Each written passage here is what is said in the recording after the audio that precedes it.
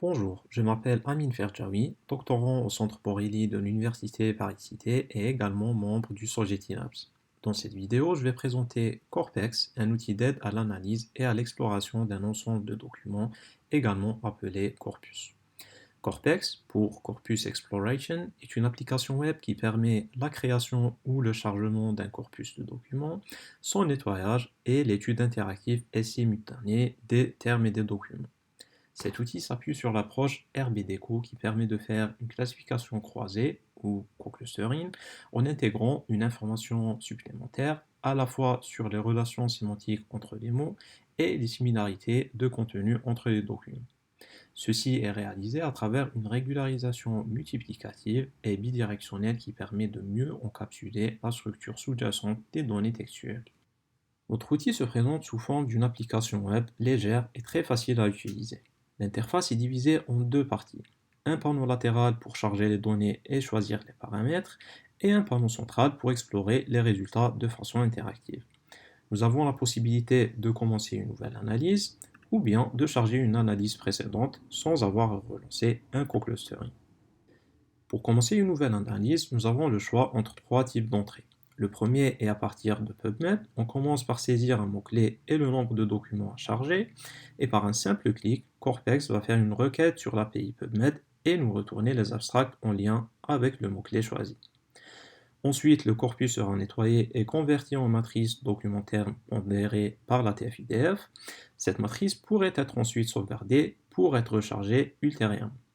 Ce qui nous mène au deuxième type d'input, qui est le fait de charger une matrice TF-IDF ainsi que la liste des mots et de labels associés, si disponible. Enfin, nous avons la possibilité de charger des corpus benchmark utilisés dans le domaine de clustering de texte, par exemple Classic 3, PubMed 5, etc., et de calculer ensuite des métriques d'évaluation sur la base des labels des classes de documents. Essayons une nouvelle analyse avec Corpex à partir d'un corpus PubMed. On souhaite par exemple 600 documents sur le thème Covid. Une fois les documents nettoyés et transformés, on choisit le type de régularisation du modèle, le nombre de top termes qui sont les termes les plus discriminants pour les co-clusters, ainsi que le nombre de co-clusters. Enfin, on choisit si on veut sauvegarder les résultats sur notre machine pour relancer l'analyse plus tard si besoin. On confirme l'exécution et on laisse l'algorithme produire la copartition. Après convergence de l'algorithme, les résultats sont affichés via deux onglets. Le premier est un overview du co-clustering où est affiché en premier un histogramme permettant de voir la répartition des mots et des documents par co-cluster. Et ensuite la matrice documentaire réorganisée par le co-clustering. Concernant la matrice réorganisée, on peut regarder en détail les co-clusters et avoir des informations sur un point précis. C'est-à-dire, on peut obtenir les mots et le document associés au point choisi. Dans le cadre d'un corpus PubMed, Corpex fournit le PMID, qui est l'identifiant unique dans PubMed, ainsi qu'un lien pour accéder directement aux documents en ligne dans la plateforme PubMed.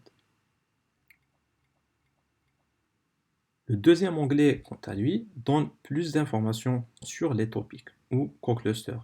Il affiche en premier des nuages de mots qui représentent graphiquement les mots les plus fréquents par co-cluster et juste après les top terms qui sont les mots les plus révélateurs des thématiques. La différence entre les deux plots, qui est assez intéressante, est que les mots les plus utilisés dans un corpus ne sont pas forcément les plus discriminants pour les co-clusters.